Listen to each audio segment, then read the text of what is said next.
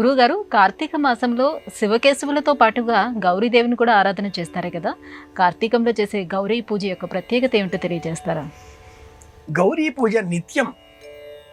ఎలా అంటే గజ అంటే ప్రాణములు, గోవును పూజిస్తాం.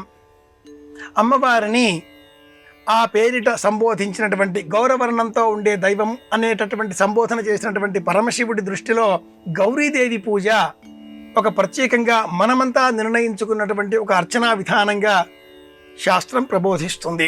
గౌరీ పూజ చేసేటటువంటి సమయంలో గౌరీమి మాయసలిలాని తక్షత్యేకపది ద్విపది సా చతుష్పది అష్టాపది నవపది బభూషి సహస్ర అక్షర పరమే వ్యోమన్ అనేటటువంటి మంత్రాన్ని అనేకులు వివరిస్తూ ఉంటారు. కార్తీక మాసంలో చేసేటటువంటి గోపూజ అంటే అర్థం ప్రత్యక్షంగా ఒక గోమాతను పూజించాలి.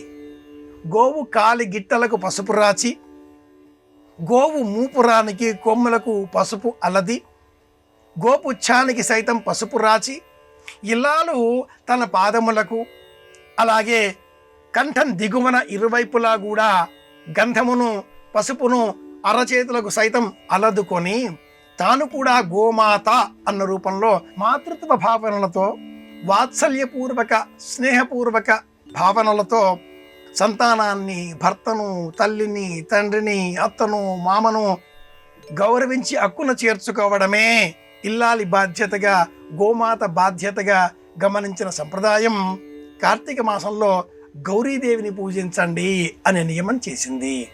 ఇందుకోసమే కార్తీక మాసంలో గోపూజ. ఇది ధర్మం బోధించేటటువంటి మార్గం.